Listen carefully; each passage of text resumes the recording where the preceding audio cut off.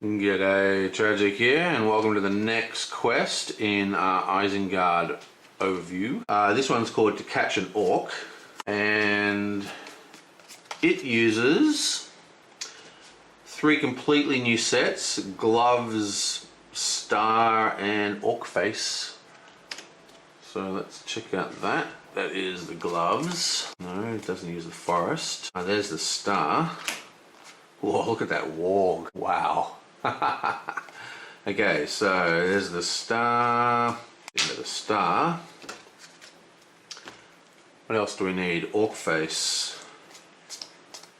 Where is the orc face? Oh, there's more gloves. More gloves. Lots more gloves. Gloves, gloves, gloves. Okay. And we're still looking for orc face. Must be after these ents. Come on. Orc face, there it is. Okay. Okay, so the first thing we do is we're just going to check out the actual quest. Let's see how it goes. Orders from Orthanc. Sauron has tasked you with a dangerous mission. Journey up the Misty Mountains southern peak in search of the orc Morgosh and capture him alive. Setup. Each player removes the top 20 cards of his deck and places them aside as an out-of-play deck. The first player takes Morgosh plus 1 Morgosh guard for each other player in the game and randomly shuffles 1 face down into each player's out-of-play deck. Place any remaining copies of Morgosh's guard aside out of play. Okay, well that's very, very strange. So we're playing with half our deck randomly discarded. That's not good at all. Okay, let's try the second side. Morgosh and his orcs have been raiding the surrounding countryside from their hidden lair in Methadras, or whatever. Stupid fantasy names, and carrying loot and captives back into the mountains. It's time to put an end to this menace. When revealed, each player searches the encounter deck for a mountain location and adds it to the staging area. Shuffle the encounter deck, then advance to stage 2. That's very interesting. So basically this is just a setup card. It's got nothing happens in it. You basically set up the deck, which is just discard the top 20 cards, and then I'll go through what Morgosh is later, but then you have Morgosh and you have his guards. 1, 2, you have 3 of these. Yeah, 3, right? So if you're playing solo, you just put this guy in your deck. If you're playing more than 1 player, for each other player you add a bodyguard, and then you shuffle. Notice that these have player card backs instead of thing over. Yeah, and then you shuffle these guys, and then you randomly deal 1 into each player's set aside deck, so you don't know where Morgosh is. You might get a bodyguard, you might get Morgosh. But if you're a solo player, it's just Morgosh, that's all you have. Anyway, I'll go through what the monsters do, and then after that, you just turn it over, and all you need to do is find a mountain location in, for each player and stick it in the staging area. So we'll have to see what kind of threat level the mountains produce in this deck here, and if they produce a high enough threat, that's going to dictate your starting heroes, because you want to be able to clear that threat every time. But this could have been just, I guess it's just too many instructions to have on 2, because there's no quest points. As soon as you do the setup, you're past it. So now we're on 2A. Yeah, 2A. Searching for Morgosh. I love that name, Morgosh. Orcs prowl the mountainside on the lookout for intruders. A single horn call from one of the sentries would have every orc in Meridath scurrying out of their holes to fight. You must move carefully to avoid detection while you search for their captain. Interesting. And here we have 2B. Time 2, Forced. After the last time counter is removed from this stage, shuffle the discard pile. I guess it means the encounter discard pile. Yeah, shuffle the encounter discard pile into the encounter deck and reveal 2 encounter cards per player. Place 2 time counters on this stage. Okay, so every 3rd turn, you basically get a massive glut of threat into the staging area. Possibly even tons of monsters. So that's extremely bad. It does have a response though. What's the response?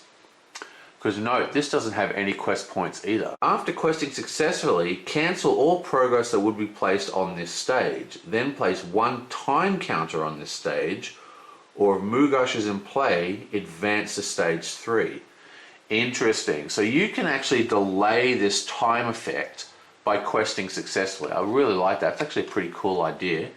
But I'm not sure, as far as I can tell, see in step 1 we set up the decks and we put Mugash in our decks, and in step 2 they're still in their set aside deck. So how do we get Mugash into play? There must be some other rule in here. Have a look, see? To catch an orc. Here we are. Searches X. The searches X keyword represents hero's search for the orc captain.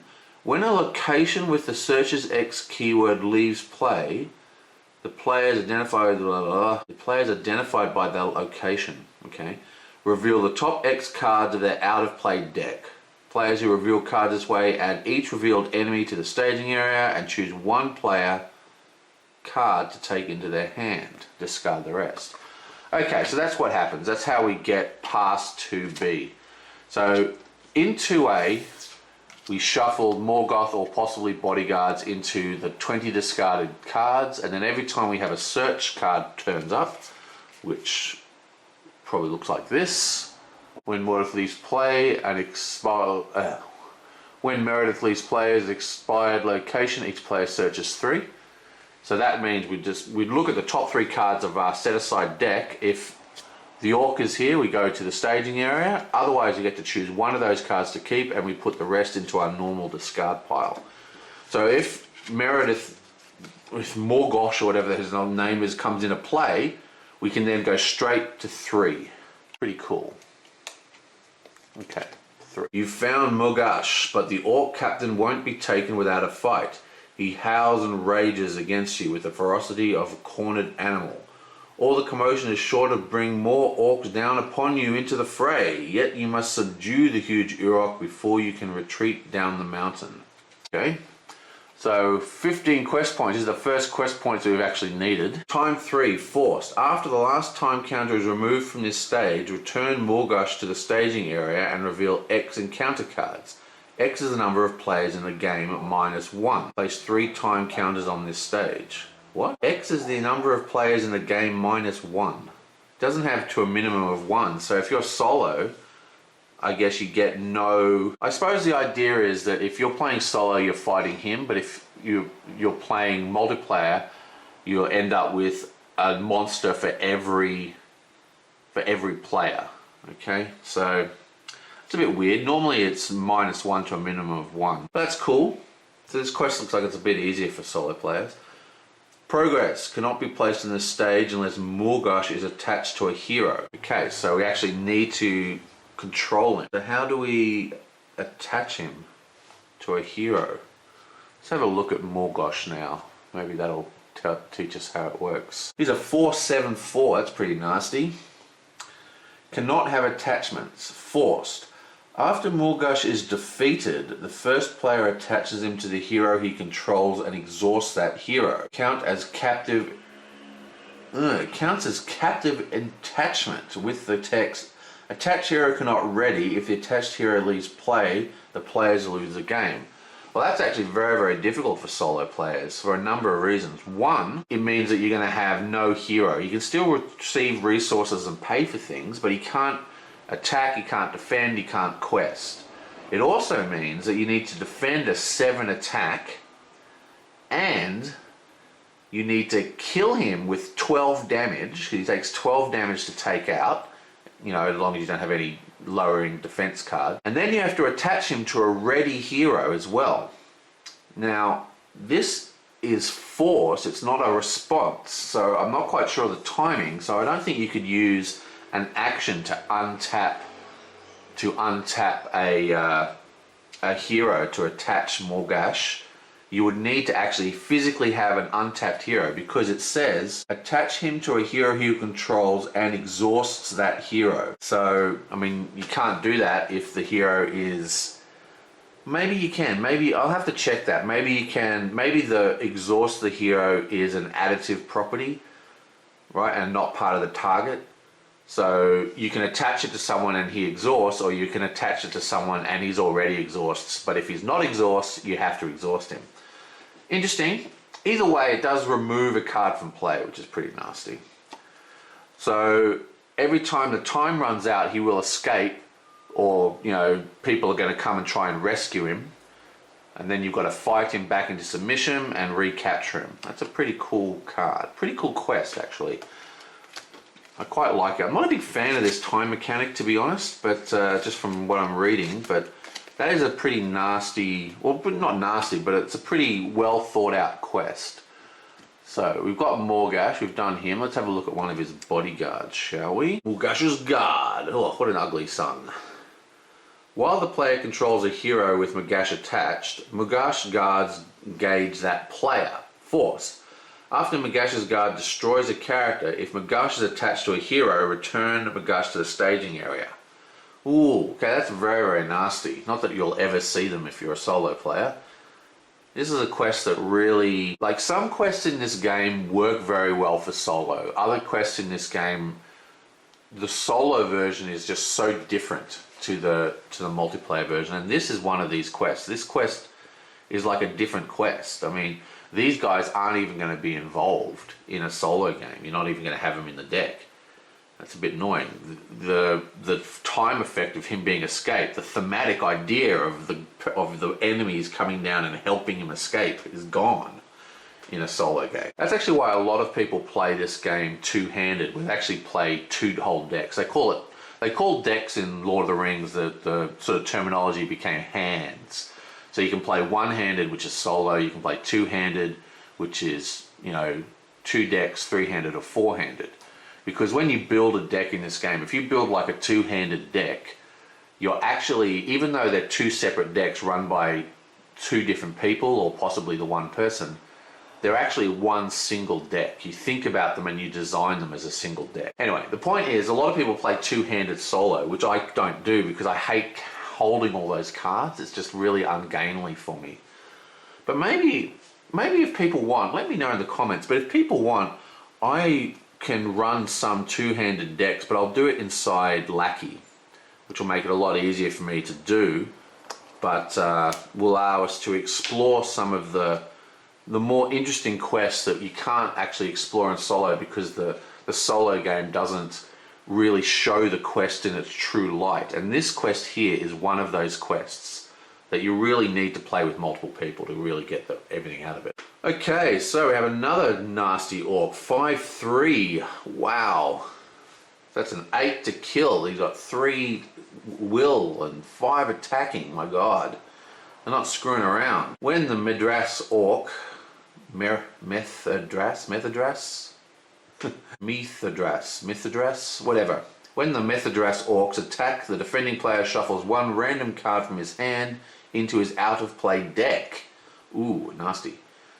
If this attack destroys a character, remove one time counter from the current quest card. Okay, so that's obviously a very, very nasty orc. 5 attack is quite brutal. There are quite a number of defense boosts nowadays, and there is like I think there's like a 4 defense character now. So these kind of cards would have been impossible during core set, the early days, but now it's not so much hard to deal with. We'll have to see how it goes. What's interesting about this quest is the removal of a hero is going to be very, very nasty. We want to have cheap allies that we can cast. Oh, I don't know. This would be a very interesting quest to build for. I'm going to have to obviously play it to see how it goes, but this is an unusual quest, like the mechanic to remove cards from your hand. So not only do you have to sort of, in the first quest you didn't have a lot of cards in your hand, which is kind of opposite to the way Lord of the Rings decks work. And now in this quest, you're basically removing half your deck. So it means all specialist cards are going to have to go out the window. You're going to have 3 of every single card. You've got to boil your deck down to the absolute minimum requirements and put 3 of every single card, so the chucking out half your deck isn't really going to affect the way that it plays. But that being said, it's going to really retard the power of the decks, and now especially for solo to deal with all the different situations. Interesting. Okay, so Meridas, this is actually the location where these guys come from. It's a 2/3. While it's the active location, each location in the staging area gets +1. Nasty. This is one of those cards that, you know, can really add up if you don't get rid of it. Forced. When it leaves play as an explored location, each player searches 3. So obviously, I mean, the search keyword is linked to locations, right? So we're talking northern trackers, we're talking those scouts that, you know, stick progress tokens on, you know, explored locations, because it's all about exploring quickly. Okay, an orc cave, but then we still need to deal with that massive orc to capture him. Orc cave, 3/4. After orc cave leaves play as an explored location, the first player searches 5. Interesting. Actually, you know what else is interesting? This guy is 1 threat. So if you get him, like, you know, really early, like a really early search just pops him out, I mean, that could end the game. Travel. Discard the top X cards of the encounter deck to travel here. X is the number of players in the game. Add each orc enemy discarded this way into the staging area. That's an interesting card.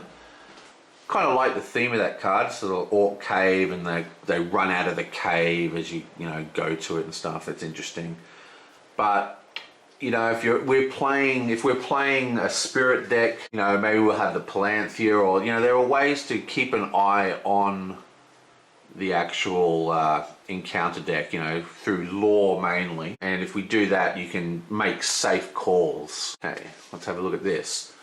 Mulgash's Lair, Mountain Cave. It's a 4/2. At the beginning of the encounter phase, reveal the top card of each player's out of play deck. Add each revealed enemy to the staging area, discard the rest. Okay, so that's cool. So once this guy's in play, it's a lot easier to find him. And remember, the discarded cards from the out of play deck, they go into the discard pile. So Will of the West, Stand and Fight will be able to revive them straight out of the discard pile.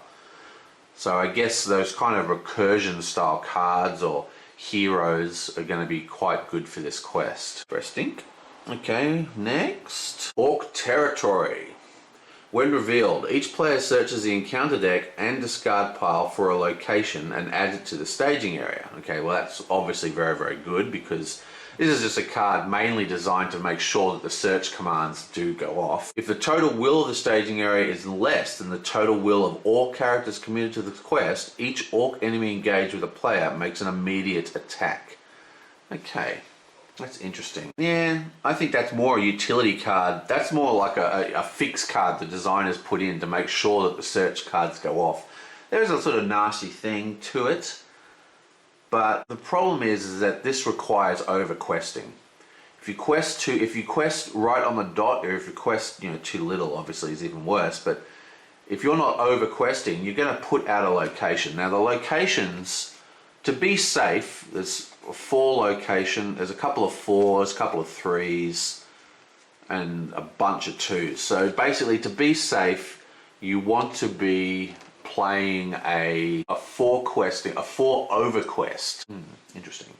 Okay, so an evil looking warg thing, or wolf in this case, prowling wolf. While engaged with a player, prowling wolf gets +1 attack for each location in the staging area. Meh, pretty normal kind of thing. He only takes 4 to kill, pretty easy to wipe out. He's sort of just an annoying little dog. Defending player exhausts the character he controls. So his actual shadow effect is worse than the actual monster, I think. Because remember, if you exhaust to defend, okay? So once you've exhausted, that is when he attacks, it's the shadow card's revealed. So by the time you've declared a defender, as in he's already exhausted, that's when the shadow effect will actually trigger, which means that this will not create undefended attacks, which is somehow some people read it. It doesn't actually do that. But it does stop you from attacking back if you don't have much to attack with. So he's pretty nasty. Nasty shadow effect. I'm not really that worried about the actual monster. Okay, now we have a whole bunch of locations without the search effect. While Broken Lands is in the staging area, players cannot be placed, progress, beg your pardon, cannot be placed on locations in the staging area. Okay, obviously this is a card specifically designed to stop Northern Tracker shenanigans. Attacking enemy gets +1 for each location in the staging area. Again, doesn't really matter.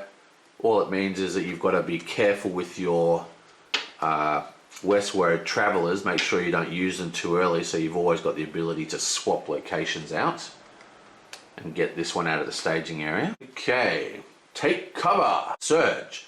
When revealed, either deal 1 damage to each exhausted character or remove 1 time counter from the current quest. I like this card. I don't like Surge. I really dislike Surge, but I don't dislike Surge. It's like, as a player, I just like seeing Surge, but you know, the surge mechanism is completely fine. But I like the idea of a player choice. Do I take the time counter or do I take the damage? I like that. I like that flexibility, because some of the treachery cards can be very, very devastating, and I think it's a good idea to allow the player to have some control outside of what cards he's happened to have the luck to draw. Okay, a 3/4/2, it's a 4/5/6 to kill.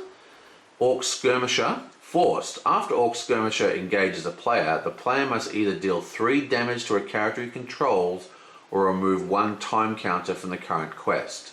And the shadow is just attacking enemy gets +1 attack. So this is a similar effect. 3 damage is definitely enough to kill most allies. So basically there's not many allies that this guy won't kill. Obviously you don't want the time effects to trigger.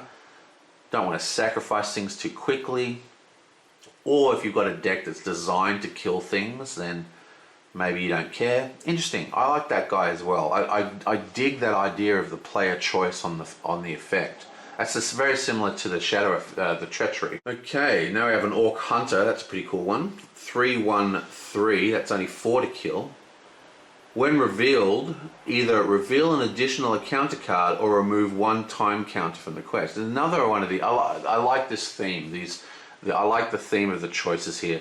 I hate revealing extra cards to the encounter deck. Like I was just talking about how I hate Surge. I would probably, it depends what the time effect is, but yeah, I dig that one. I think that's really cool. Yep, nice little monster, easy to kill. Oh, now I have an Orc Hound.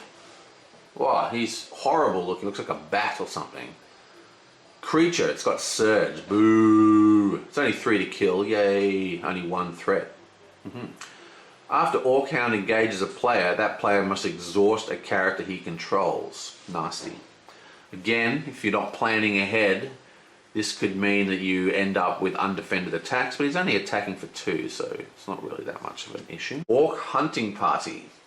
When revealed, deal each Orc enemy in play a shadow card. Each Orc enemy gets -15 engagement cost until the end of the round. If there are no Orc enemies in the staging area, Orc Hunting Party gains Surge. Okay, so that's interesting. So if you're a super secret, you could probably still survive this, but not really sure. What have we got here for orcs?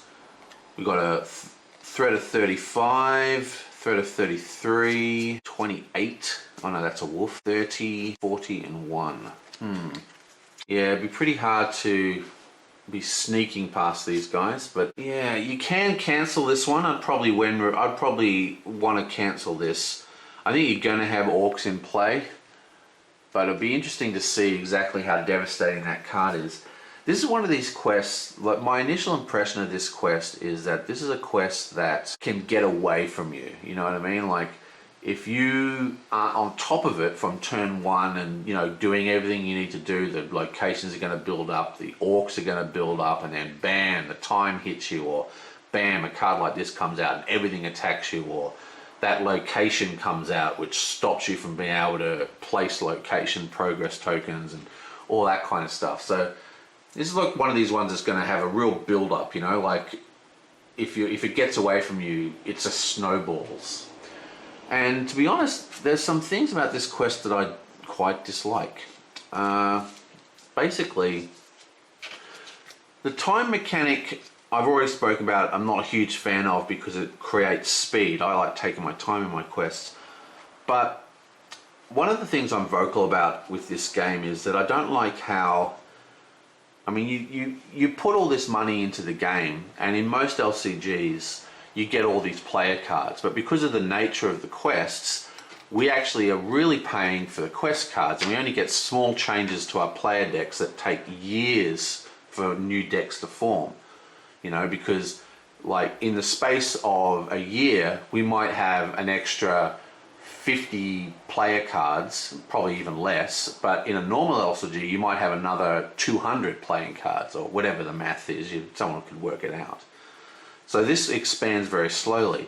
And what I don't like to see are these location cards, especially in the deluxe set, which is what the other, you know, cycle decks are supposed to use in their quests, very specific things. I mean, when are we ever going to use locations with search effects or with Mughast Lair? I mean, these are just cards that are for one quest only. That's the only time they'll ever be used, and they may well be thrown out. And that's not very cool, in my opinion. Anyway, besides that, pretty interesting quest. I like some of the stuff going on in here. I like the design of it, very thematic. I love the way that Mugoth comes into the staging area and then he gets helped by his friends and they try and free him and you've got to recapture him or subdue him at least. Interesting. Okay, I'll see you guys next time.